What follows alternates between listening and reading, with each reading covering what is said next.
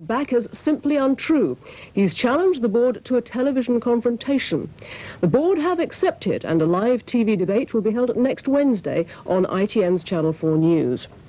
And 9 striking Yorkshire miners have been allowed to appeal against magistrates' bail conditions, ordering them not to picket. The police knew the pickets would return with a vengeance today. They were prepared numerically, if not strategically. Some 3,000 striking miners waited for 4 hours. Then, after the previously set deadline for miner Brian Green's arrival had passed, a build-up of police was followed by a major confrontation. The miners were attempting to block the access road to the pit, and they succeeded.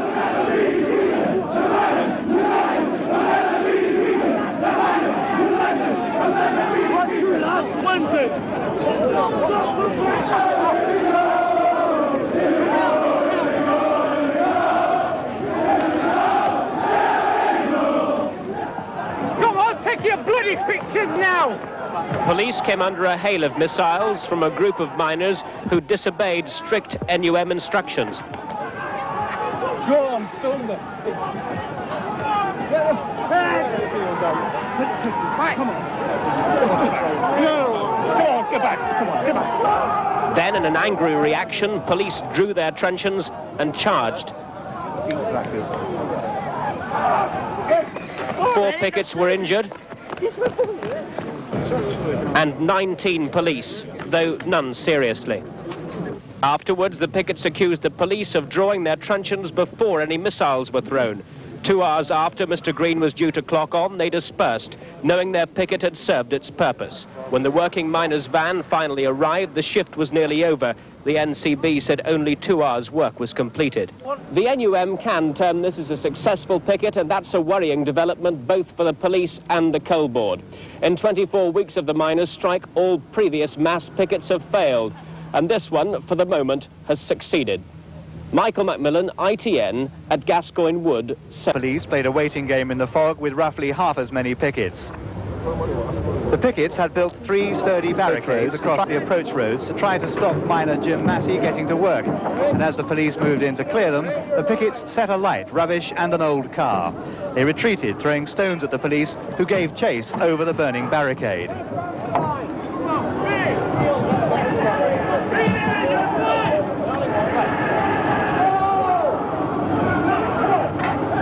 The police then found themselves confronted by another barricade across the road, topped by yet another blazing car.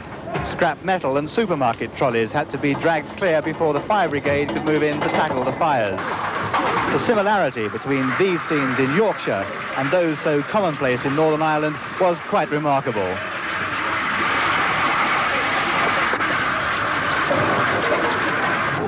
And the parallel became stronger as the police charged after the stone-throwing pickets, who dispersed into the gloom.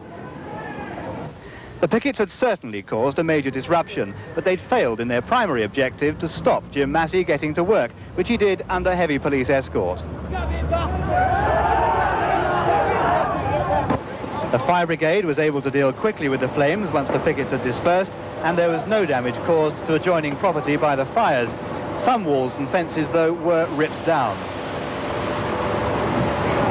At the Allerton Bywater pit, 3 miners went into work, 1 more than yesterday, despite 2,000 pickets trying to stop them. A tragedy was averted by a hair's breadth when they were sped away from the colliery this afternoon. There were no serious injuries, and at 3 Doncaster pits, the NCB said a handful of miners were working today. At a 4th pit, 2 men tried unsuccessfully to get in. Jeremy Hands, ITN, South Yorkshire. At Ellington Colliery in Northumberland, the aim of today's action was to stop a coach entering the pit carrying 15 deputies, members of another coal union who carry out safety work and who up to now have worked as normal with the agreement of all concerned. Picket's fury against the police reached new levels as 600 miners gathered outside Northumberland's big profit-making colliery. Today, the safety men were asked to join the strike for 1 day as a mark of solidarity, but they refused. The NUM retaliated, saying that safety cover will be prevented from taking place at all Northumberland pits from now on. One of the first to be arrested was the man involved in the struggle with Coal Board Chairman Ian McGregor, who fell to the ground during his visit to the colliery early this year.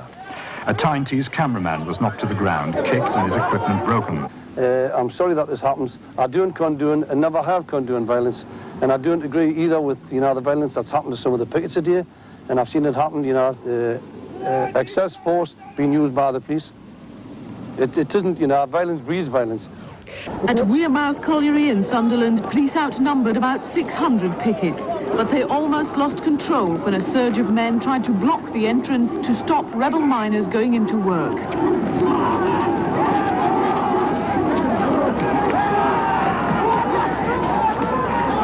There were 26 arrests. 1 policeman and 2 pickets were injured. Seconds later, the van carrying 11 supervisory staff in the Koza section of the NUM swept into the colliery yard. The number of men working here earlier this week was 16, but 5 men have stayed at home because, they say, 3 of their group were beaten up by pickets last night. Sheila Matheson, News at 1 at Wearmouth Colliery. 6 men going in. They were met by an equal number of police who shepherded them into a nearby field.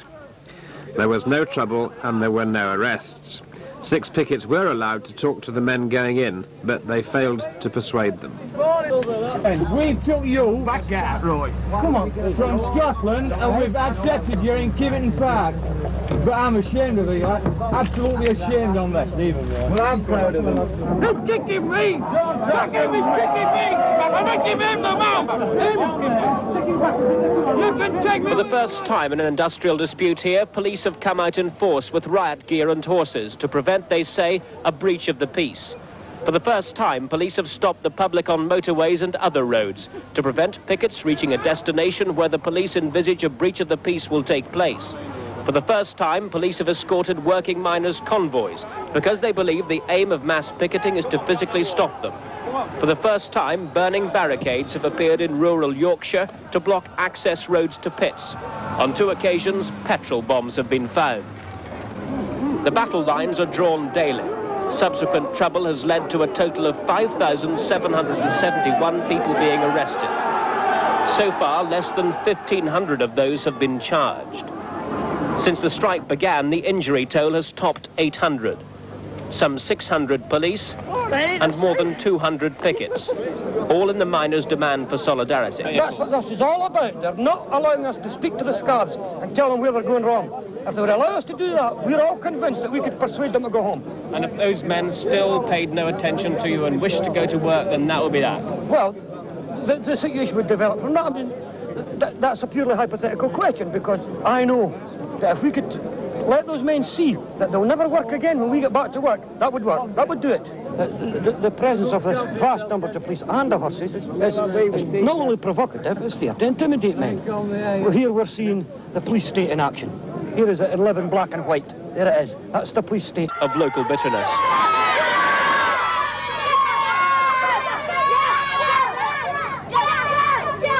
His windows are protected by steel grills following stoning attacks.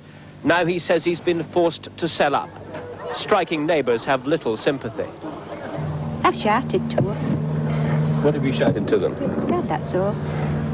It makes you bitter, and that's what it's all about, isn't it? You fight it. I'm fighting for a lad's job. I work at pit, and I've got 3 more in my house who work at pit, and that's what it's all about, jobs. A mile away, protection from the coal board for another working miner. These are just some of the men who've turned their back on their striking colleagues and are paying for it dearly. There's nothing short of that. The drift back to work will continue, and picketing will become the minority. And what's going to happen to you?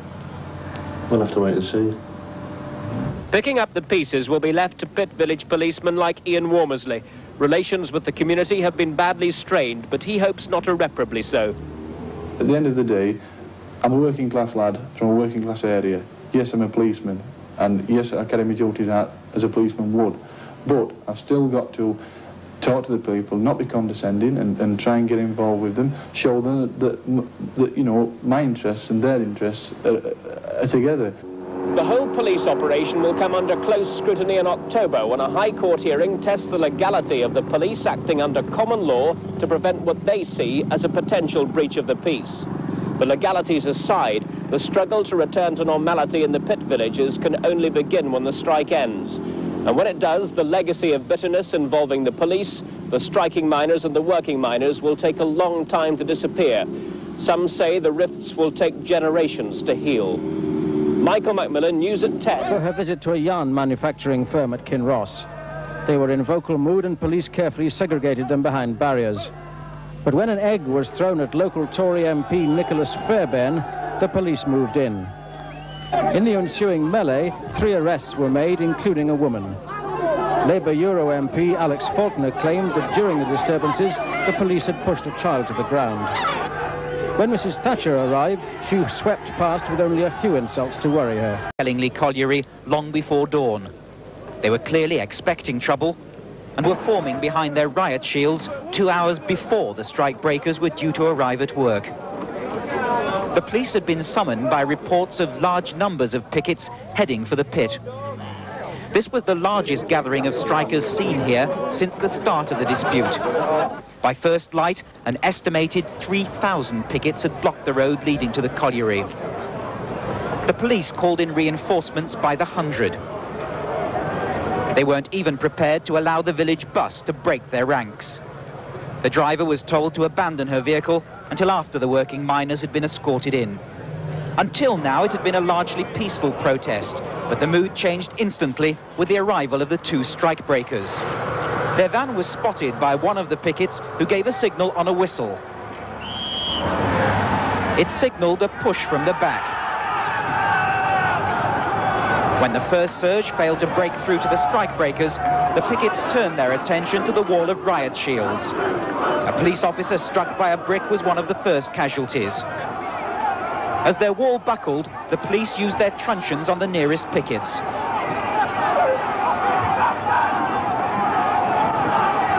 In the hand-to-hand fighting, several pickets were struck with truncheons.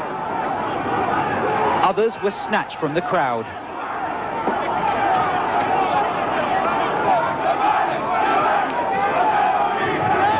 Singing their victory chant, the pickets made one last push.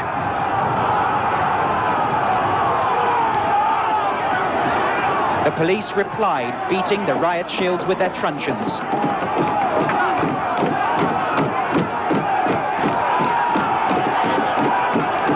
The push had been halted. The miners were clearly not going to break through, but there had been casualties on both sides.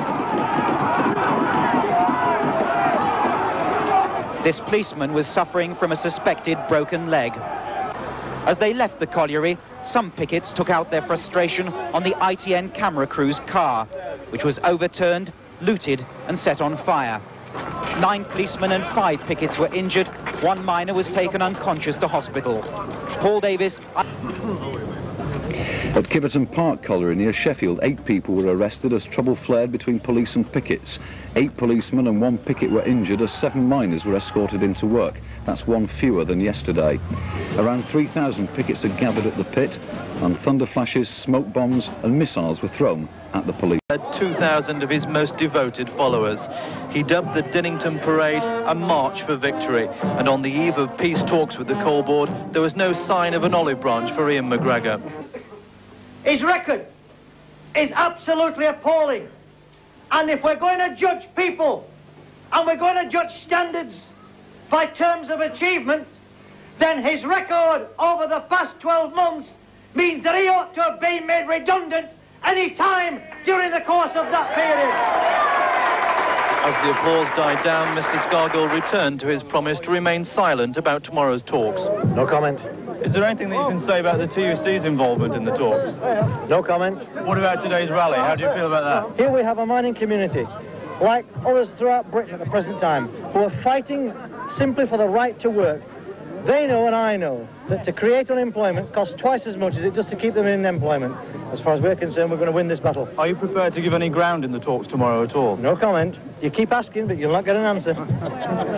Mike Morley, IT of the strike. The police had been expecting large numbers and had brought in their own reinforcements to block the road leading to the colliery entrance. The police line was pelted with rocks and bottles.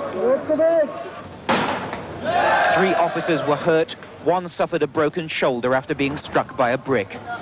The police say they also came under fire from an air gun somewhere in the crowd and from glass marbles fired by catapults. Shortly before 7 o'clock, the bus carrying the 7 strikebreakers was escorted into work past the official 6-man picket.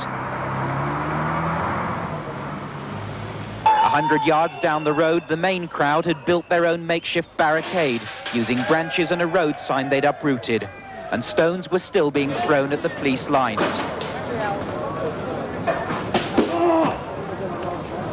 Not throwing missiles! Your business from throwing missiles doing you no good. You've been warned, now stop throwing missiles! Until now, the police had been ordered to hold their position rather than attempt to arrest the stone throwers. But half an hour after the strikebreakers had gone in, they moved forward. The pickets pulled back. By now, many of their number had already gone home, and the largest picket Yorkshire has seen in the 6-month strike was 1,000 pickets massed outside the colliery, trying to prevent 6 men from going to work. Each time, the police response was to charge the pickets, forcing them further back from the pit entrance. On the front line, officers in riot gear used high-powered torches to pick out the stone throwers, and also by this time those who were now firing lead shot from catapults.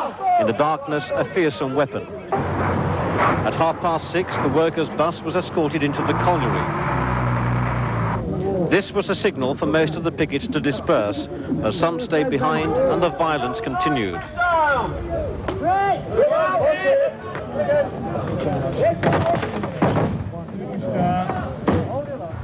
There were injuries on both sides, but the tactics used by the police were criticised by the pickets, who claimed they used excessive force. Do you know what hit you? Well, yes, a truncheon. But I mean, it's the same as I say. I have never thrown a missile from day one, but they don't segregate them from missile throwers, do they? Then, as if by mutual consent, it was all over for another day. The catapult missiles were collected and counted. The operation led to 6 arrests, 6 policemen injured, and 3 pickets hurt. Colin Baker, ITN, Walbert gun and pelted it with stones near Rossington Colliery. The driver had his nose broken. And this ambulance, which was called, was ambushed in the same way. In the darkness at Kiverton Park, police came under a hail of missiles as they and the pickets waited for 11 miners to go to work. Behind the police lines, the stones and sticks which injured 3 policemen. Ambulance men took 4 people to hospital. 1 was a picket who'd had his leg broken. As the ritual continued, the working miners entered the colliery out of sight of police and most pickets. Then the crowd, who'd numbered between 2,000 and 3,000, were marched off in single file. Michael Macmillan... Round the corner, an upturned car blazed across a road. The youths who'd set it on fire had retreated well before the petrol tank exploded.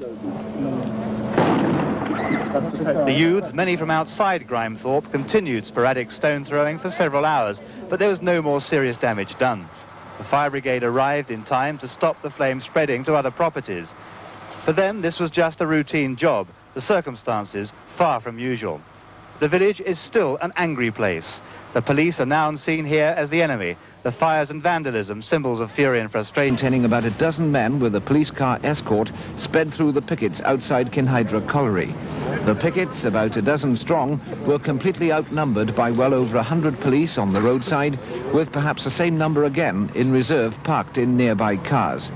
The Kinhydra Lodge officials immediately withdrew safety cover at the pit and called for similar moves throughout South Wales, saying they'd also ask NACOD's men not to cross their picket line. The conference hall. Today's meeting was designed as a morale booster following the breakdown of the ACAS talks. The miners wanted reassurance from the delegates that they would take as tough a line as the coal board, that there'd be no compromise over pit closures. No time for me, mate. But it's a sign of the bitterness generated by this dispute that the crowd turned hostile when Trevor Bell, a right-wing member of the executive, arrived. And that in turn became a confrontation with the police. Come on, end it.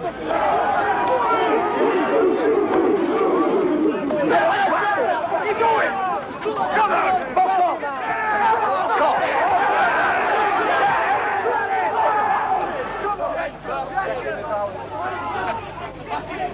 The police called in reinforcements, and the crowd had calmed down by the time the miners' leader, Arthur Scargill, arrived to a hero's welcome.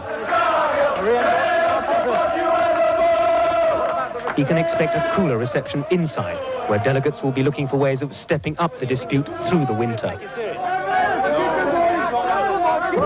Dissension is likely to be muted at today's meeting, and there's no doubt that the delegates will endorse the tough line taken by the NUM's leadership in the fight against pit closures. But the delegates themselves will have a tough time when they get back to the pits, stopping the flow of men who want to go back to work and convincing them that it's worth fighting on through the winter, especially when the Coal Board is offering such general financial incentives for the men to return to work. Mark Webber. Eluding the massive picket which gathered 2 hours later, still believing the man would arrive at 6 o'clock. On one side, 4,000 pickets, angry but uncertain about the next move. On the other, 1,000 police with riot shields, horses and dogs. Bricks and ball bearings fired from catapults began to fall among the police commanding the mine entrance. Like yesterday, mounted police were sent forward to disperse the crowd. Suddenly, down the road towards the police lines came a workman's caravan, set free by some of the crowd. As it careered steadily towards the police, one of their Range Rovers sped forwards and rammed into the trailer, halting it in the curb. Minutes later, a workman's cabin was dragged forward and set ablaze, while missiles, including milk bottles, continued to rain down. The miner who went to work today was said to be 23, married with 2 children. He's been spirited out of his village home to an unknown address. As an underground train guard, he will not be producing any coal. As the police pressed forward, the workman's hut still blazing in the road, the morning light lifting, there was a new tactic for dispersal. 2 police Range Rovers circling rapidly among the now ragged ranks of pickets, some continuing to find and hurl missiles amid the mist and turmoil. An injured policeman, hit in the back by a brick, was carried to an ambulance on a colleague's riot shield. Later, he was released from hospital. One thing is clear, the attempt this week to bring the first working miner back into Cortonwood has been at a considerable cost to this community. It remains to be seen whether that working miner's example will be followed by others next week. For the moment, the villagers of Brampton, the heart of the pit community, were left to wonder at the bitter and damaging consequences of the battle for the hearts and minds. Escorted into the pit unexpectedly at 3 a.m, a deliberate police tactic to guarantee his safety. 3 hours later, a massive build-up of pickets. A confrontation which senior South Yorkshire police officers believed would be inevitable this morning. In the darkness, highlighted by a burning porter cabin which pickets set ablaze, police said they were attacked by air guns, catapults and other missiles. The order to deploy support units in full riot gear, say the police, was unavoidable in the face of the size and temperament of the pickets.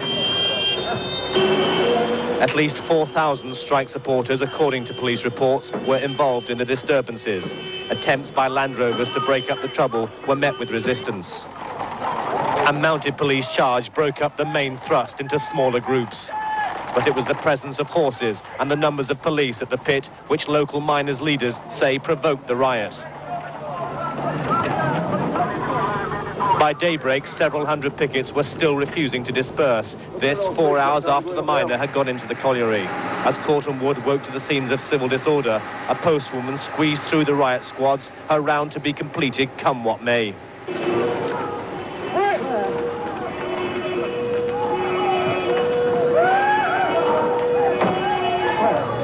By now, a small but determined group of men posing a threat and forcing a rare retreat from the police.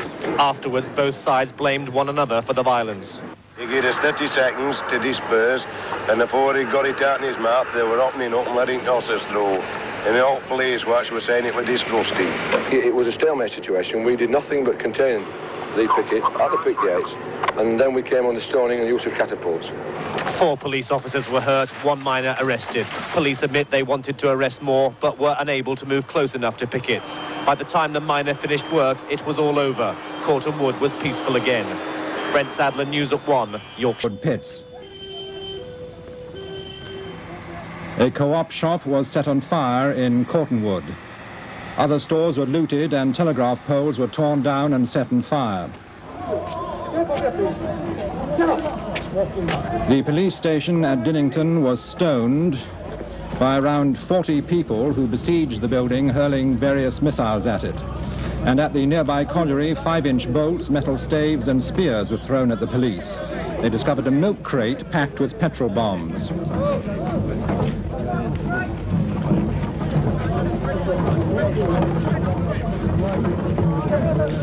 At least 30 pickets have been arrested in what police have described as a night of chaos. On a dozen pits in South Yorkshire.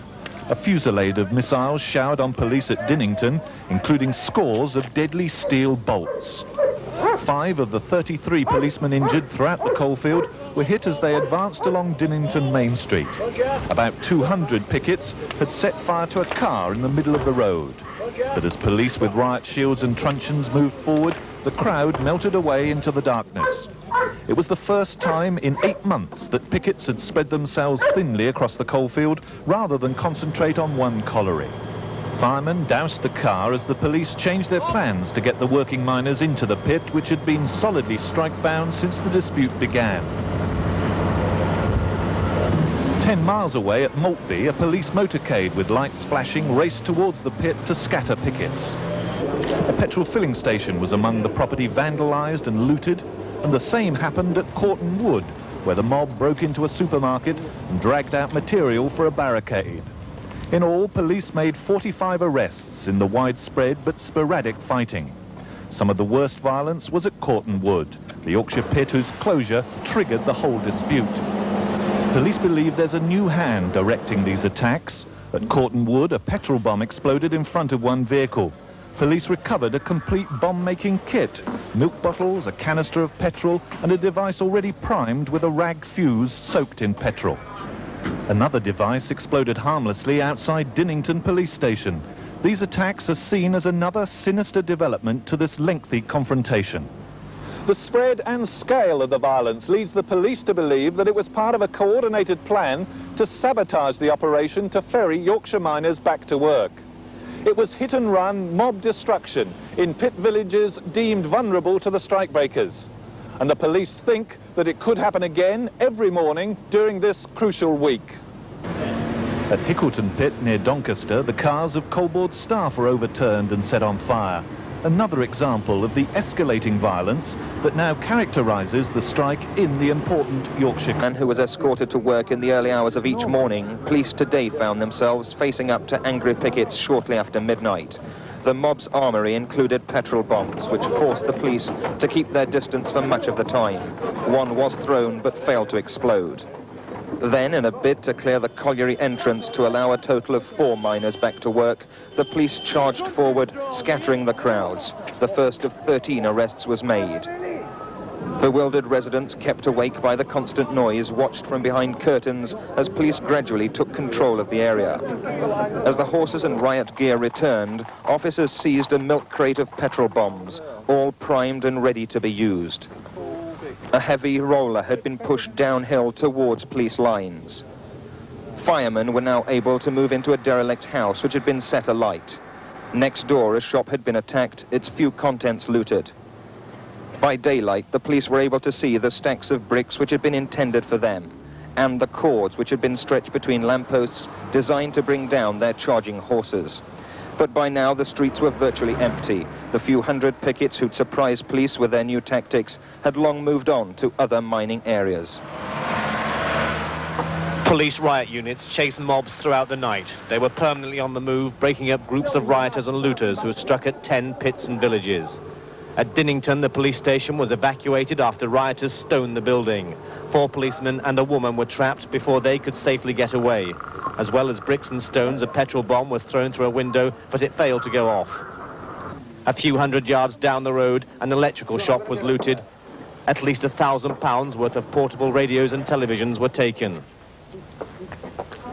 The police who encircled the pit said tension was running high after rumours that the colliery, strike-bound since the start of the dispute, would be seeing the first men return to work. Shortly before the miners arrived, police were attacked with huge steel bolts, new ammunition which senior officers said was used repeatedly on this night of senseless violence. What we've seen tonight is not picketing, it's been wanton violence, wanton destruction of property, right the way across the county. Some of them might be miners. I'm not saying they're all not miners, some of them might be, but I'm talking about the 18 to 21-year-old. Basically, those are the people who are causing the trouble. Do you expect this will continue for the rest of the week? Yes, I think we've started on a pattern in this county which will be difficult to change. And then the convoy, bringing the first 14 men to work.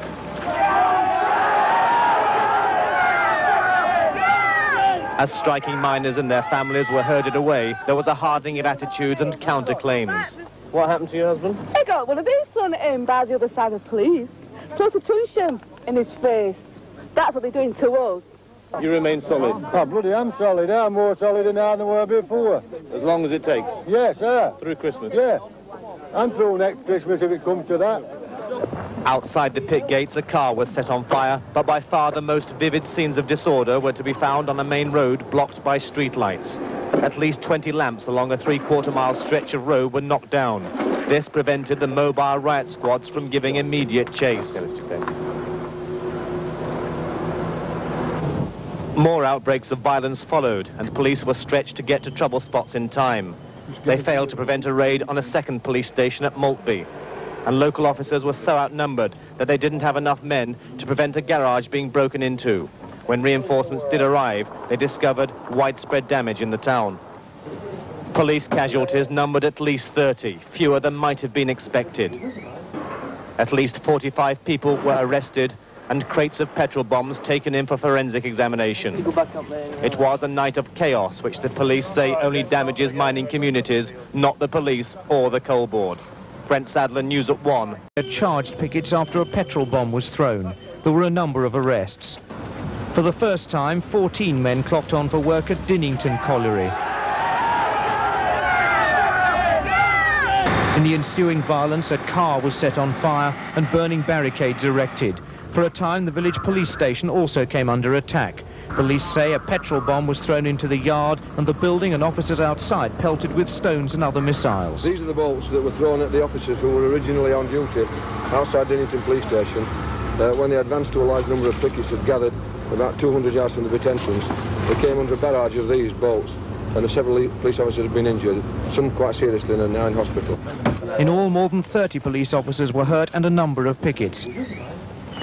Police say 45 people were arrested, and at a press conference later this morning, South Yorkshire's Chief Constable dismissed claims by the NUM that the heavy police presence had sparked off the violence in the South Yorkshire coalfield last night. From the start of police operations, it became clear that senior officers were anxious to avoid a large-scale repetition of Monday's violence. Colliery entrances were kept clear, whilst officers patrolled surrounding fields. In the streets of the pit villages, mobile support units kept pickets and residents on the move. In the convoy to Thurcroft Pit, 33 NUM members, 11 of them new starters. But the constant police presence brought anger from those who feared the move might provoke fresh trouble. There wouldn't be trouble if the police weren't here. Even police if they just let the lads picket, there wouldn't be any trouble. Trouble did flare in several areas, including Barrow, where police were stoned and power lines brought down, cutting off supplies to the villages of Worsborough and Ward Green. At Dinnington, where there'd been angry clashes 24 hours earlier, police road checks were mounted at each end of the village, with every car stopped and questioned. Earlier, police had reported steel wires stretched across the road, but at the pit gates, where around 100 pickets were heavily outnumbered, there was no trouble. The convoy, carrying 17 men into work, swept through without incident. The same was true at Maltby, where 15 men reported for work. That's 2 more than yesterday. In Brampton, police brought 4 men out of Corton Wood pit before pickets could assemble. Officers maintained a low-key presence throughout the morning in an obvious attempt to cool the anger felt against the police here. But that anger still remains in Brampton and throughout the county. An uneasy calm may have returned, but both sides are well aware that a further flashpoint could occur at any time. Another 3 men returned to work at Park Mill Colliery at Clayton West near Huddersfield today, bringing the total to 10. Again, they were transported into the pit in a transit van escorted by police. Although there was no trouble on the picket line, the police presence this morning was much greater than yesterday. Just over 30 pickets were waiting outside the colliery and pushed forward jeering as the van sent on an 8-mile chase across country to the Prince of Wales pit, where the Coal Board said 1,000 pickets had gathered. Relations between the police and pickets were clearly strained. Minutes before the men arrived for work, they forced back the picket lines. Greater numbers of riot teams were rushed in, although the numbers of pickets visible on the road numbered no more than 150. 9 miners, an increase of 2 on yesterday, reported in. The police then moved immediately against the pickets and came under attack by stones. The search moved on to a railway embankment, and to their surprise, the police found 1 man. There's one here! One here, look here! Have you got one? Look here! Oh, dear. There were excuses, the officers had none of it, and arrest was automatic. Brent Sadler, News at 10, West Yorkshire. A massive police escort signalled the arrival of a green coach carrying just 1 man back to work for the first time at the small, close-knit Goldthorpe Colliery. For the handful of bewildered pickets, his colleagues, it was a bitter blow. Hundreds of policemen dressed in riot gear followed the coach in to make certain this 1 man went to work. Safely inside, he leapt out of the vehicle, ignoring pleas to talk to NUM officials. Dozens of police were then marched across the forecourt as a few more pickets arrived. They were baffled by what was happening. There's about 150 police here this morning, and there's 8 of us here. I don't know why there's all these police here. The answer came 5 hours later, by which time a similar amount of pickets had gathered, all aware the strike had cracked. As the lone worker was driven home, tempers snapped, and the pushing and shoving turned to fighting and stone throwing. Police swarmed through the main street, scattering crowds as they went. In all, 9 people were arrested. Shoppers had long cleared the pavements, sensing that this would happen. Many of them blamed the police for causing it by drafting in so many to protect just 1 person. Tonight, the atmosphere remains tense. Police are still out in force. Terry Lloyd, News at 10, Goldthorpe. Rolling fog throughout the night meant added problems for the police, who were unable to check the pickets' undercover operations. At Goldthorpe, the scene of yesterday's confrontations, riot squads found piles of rubble which they believe would have been used to attack them. Nearby at Frickley Colliery, a complex roadblock had been laid with bricks from a nearby building site strewn across the road. Further on, a huge barricade which had appeared during the night completely blocked the country lane. For the second night running, oil was poured along the pit road at Houghton, Maine, making driving treacherous for the police convoy which arrived minutes later. Back at Goldthorpe, more police were lining the streets in readiness for the arrival of the 1 worker who reported back yesterday. He was driven in, lying across the back seat of a van shortly after 7 o'clock. The crowds booed and jeered, and then the now familiar stone throwing started up once again. Officers sheltered behind riot shields, fending off the hail of missiles. Eventually, the order was given to charge. As the police surged forward, dropping shields and drawing truncheons, the pickets fled into back streets and alleyways. A television cameraman was amongst the injured, and there were 2 arrests. But within a matter of minutes, Goldthorpe was back under control. Terry Lloyd, ITN, and alongside a railway bridge. As they set about the job, several sections of railway track were thrown down on top of them from a height of 30 feet. A police vehicle took the full impact from one of them, but no one was injured. Police said it was an amazing escape. The railway line was so heavy, it took 7 men to lift each piece and haul it clear of the roadway which led to the nearby pit. Other officers were used to scour the area in a vain bid to find their attackers.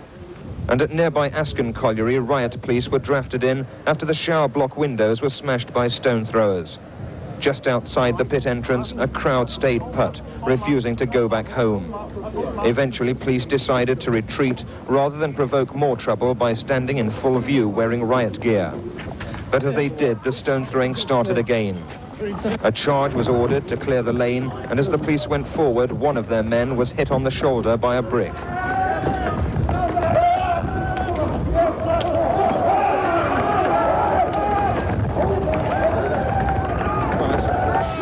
But here, as with most other pits in the area, miners managed to get to work.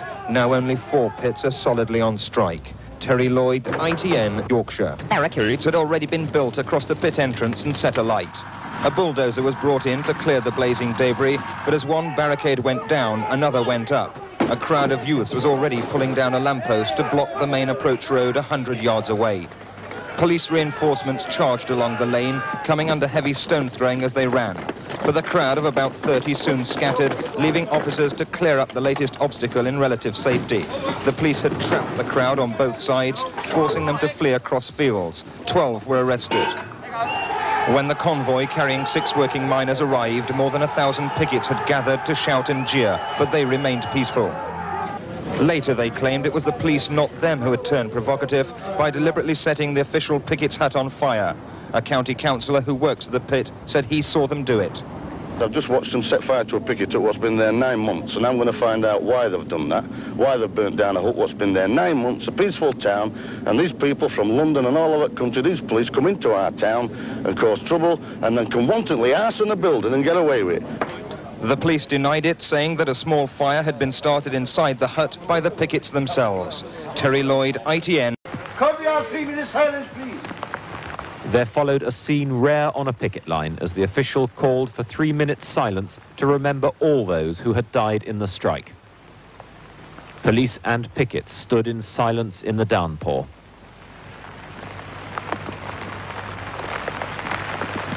Thank you very much, boys. But the moment of calm was soon over, and as the convoy arrived, the scene became more familiar.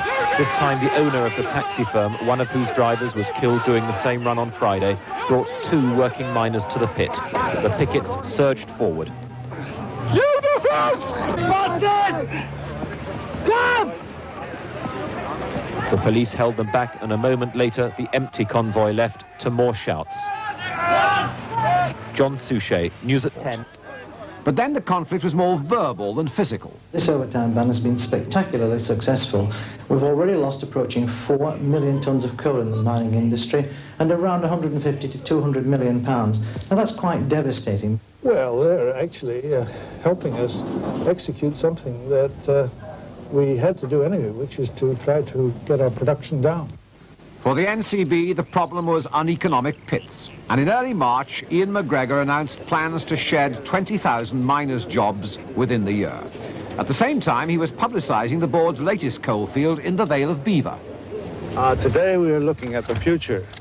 Are there any circumstances whatsoever in which you'd be prepared to think again about closing those pits, or at least modify those plans? I act on behalf of you, the taxpayers, who I think are getting a little tired of putting out so much money just to keep these mines going when you don't need them. But the miners feared not only lost jobs, but lost communities. There's no jobs around this area. There's only pits holding this area together. If this pit goes, it'll be like a plague all up valley. Within days, a strike with official backing. The National Executive Committee declare the proposed strike action in Yorkshire and Scotland and in any other area which takes similar action as official. By resting his case on local decisions, Arthur Scargill bypassed the NUM's rule that a national strike needs a national ballot. This decision was deeply resented by many miners. Well, put it this way, there's no ballot. There's no ballot. They're entitled to a ballot. They're not giving us the opportunity to go for one. But if there was a ballot and all your colleagues decided they wanted to strike, would you be happy to strike? Yeah, if that's the majority of the men, yeah. Would that happen? I don't think so. What's it going to be like here on Monday morning? Well, it's going to be touch and go, I think, really.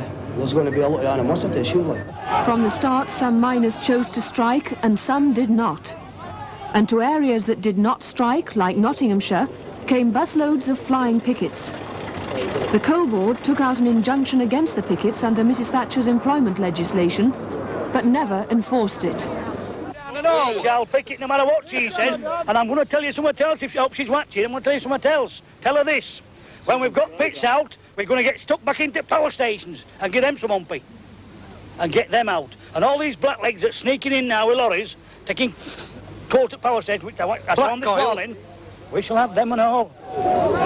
We witnessed on our screens as the ritual push and shove at the picket line spilled over into something more serious.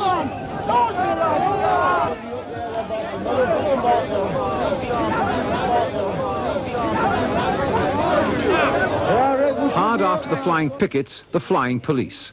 Coordinated from London, the police were bussed around the country into areas where the local police were under pressure. Leicestershire, Derbyshire and Staffordshire forces have advised us that probably as from Sunday they may well be coming to us for some aid. The policing of the strike was to become one of the bitterest arguments of the year.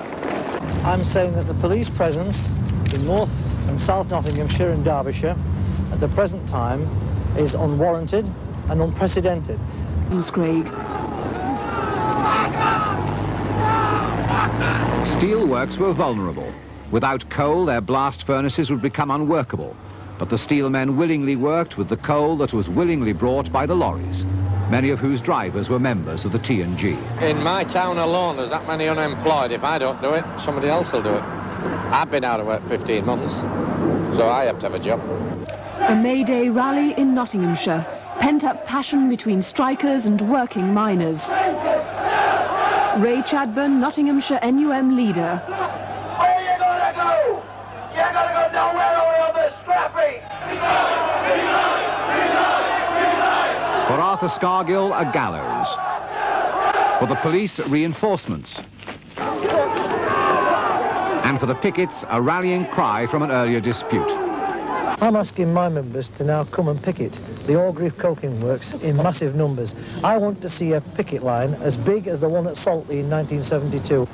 The lorries continued to bring coal to Orgreave and take away coke for the steelworks, despite the presence of thousands of pickets contained by thousands of police. Get moving, move. Get moving. Come on, go. No way. Listen, move. No way. Listen. No way. You're blocking the footpath. Right, arrest him then. He's under arrest. Arthur Scargill was charged with obstruction and later in the year fined £250. An industrial dispute took on the appearance of a military confrontation.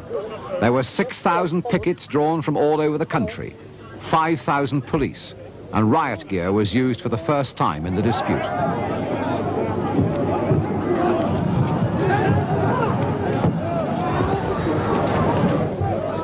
Police tactics were well planned.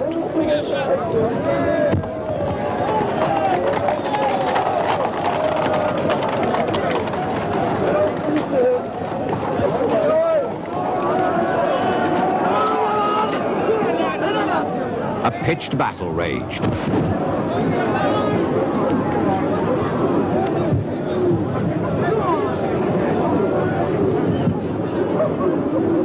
The police made over 100 arrests.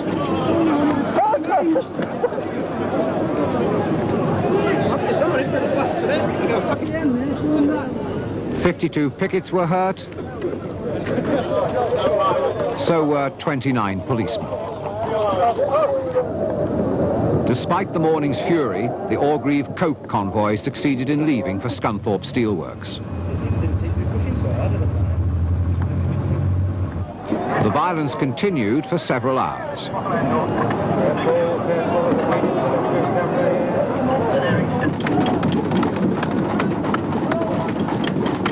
After the police and the pickets had withdrawn, the Assistant Chief Constable of Yorkshire said it was a miracle no one had been killed at Orgreave. The butchery of our industry and the sacking of our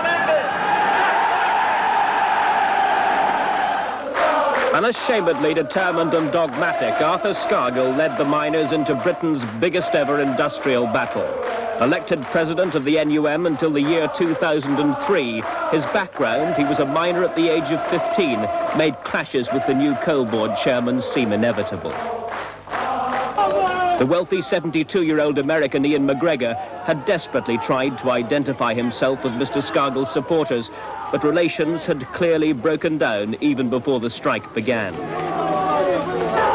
Mrs. Thatcher had appointed him head of the coal board to make it pay, but his strategy of closing what he called uneconomic pits by offering excellent redundancy or transfers would unavoidably destroy many mining communities. It was at this colliery at Cortonwood in South Yorkshire last March that the dispute began. Ian McGregor said it had to close because the board couldn't sell the high-quality coking coal the miners were producing. The temperature was right. For the miners, it was now or never. In the darkness of a cold March morning, the trouble had started. In Yorkshire, initial splits over the strike were short-lived. In Sheffield, the strength of the Yorkshire, Scottish and Welsh miners failed to sway the men from Nottinghamshire. As Mr. Scargill and the NUM executive reaffirmed the decision not to hold a national ballot, the Nottinghamshire men became a focus of hatred. The striking miners attacked union officials Henry Richardson and Ray Chadburn for failing to bring their men out. Right, look, clear off, it's all being distorted. Take the bloody things away. The spotlight moved. Striking miners travelled south to prevent Nottinghamshire miners going to work. But local police, in what became a controversial tactic, turned them back. By now, the police had mobilised as never before. Men from southern forces were flown north. The NUM called it a national police force. For the first time, the police were in the middle, separating working and striking miners. Pressurised by the NUM executive, Nottinghamshire leaders tried to get their men out. This was the response. Mr. Chadburn was outvoted. Most men wanted a national ballot and rejected this final plea to join the strike. For the striking miners, the battle for Nottinghamshire was lost. In April, any threat of power cuts diminished. The summer had started early, and memories of 1974 and the three-day week were distant. But even in June, Mr. Scargill was adamant that power cuts would be unavoidable.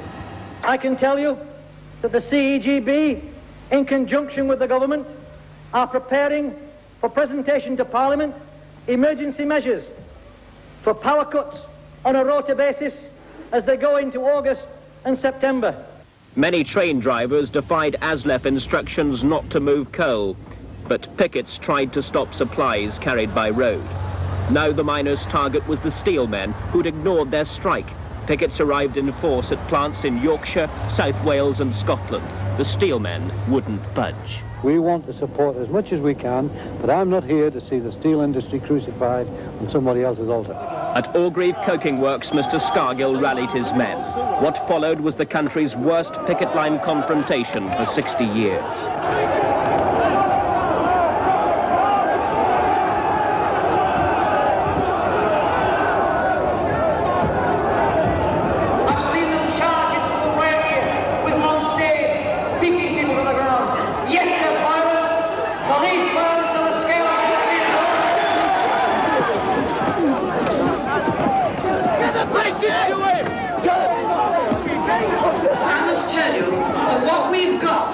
Is an attempt to substitute the rule of the mob for the rule of law.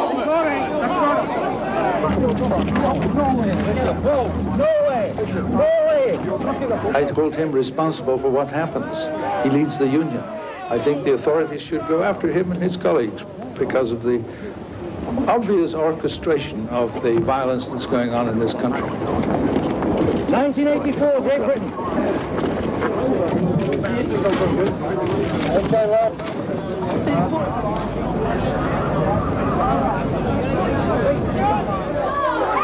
Mining villages were torn apart by the dispute. In Sharbrook, North Derbyshire, police guarded working miners' buses. Striking families could never forgive them. In August, the pickets rushed to stop the first Yorkshire miner returning to work. At Gascoigne Wood near Selby, they very nearly succeeded. Come on, take your bloody pictures now! As the pickets were scattered, Coal Board spokesman Michael Eaton made this prediction. I think the evidence is such that we could look for the strike to end earlier than we thought and around the end of September, yes. Defiantly, Mr. Scargill marched to Brighton and the TUC conference to demand support. He knew one national dock strike had crumbled. A second was shortly to end. The TUC made promises, but the crucial unions wouldn't deliver. The electricity supply industry is not, and never has been, available to solve industrial disputes external to it. Not even for the miners. With the strike heading for winter, the two sides knew the pressure was on for a settlement. From a Scottish hotel to a Doncaster rope factory, and finally to the conciliation service ACAS, the personalities clashed. We do produce the cheapest deep mine coal in the world. We have the most sophisticated and technologically advanced industry in the world, and it's a tragedy that our industry is now being treated in this way. That's absolute rubbish. It's like so many other things he says, total rubbish. Have you any news to tell us? Britain can no longer afford Ian McGregor. It's time he departed. We're looking for a more reasonable attitude on the part of the NUM, who to date have done nothing to help solve this strike. For the first time ever, they appeared side by side on the steps of an Edinburgh hotel. Could they have reached agreement? Well, yes, but not on the strike. The only thing I want to say, and this represents both the Coal Board and the union, is that the media harassment today has made it impossible for these talks to continue at this venue. Striving to break the deadlock, Labour leader Neil Kinnock had sent his energy spokesman as a mediator. He wanted to side with the miners. If the son and the grandson and the great-grandson of coal miners can't be the miners' friend, nobody's going to be the miners' friend. Appearances were important. We're all friends. But later at the Labour Party conference, Mr. Kinnock had to distance himself. He acknowledged public disquiet over picket line violence. I condemn violence. I abominate violence. I damn violence. All violence. All violence without fear or favour. That's what makes me different from Margaret Thatcher. I don't have her double standards.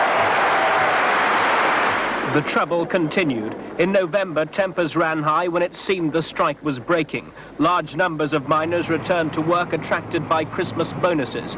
And at the same time, legal action by working miners led to the seizure of NUM assets. Christmas approached, and in the pit villages, children of working and striking miners sang together. For a moment, the picket lines were forgotten. But at Cortonwood Colliery, where it all began, the slogans are the same. 63% of the country's miners are still on strike, and their battle is far from over. Well, sure, as long as it takes. Because there's no way I'm going back under their terms. We'll be here next Christmas if necessary, and the Christmas after that as well if they want. Whatever the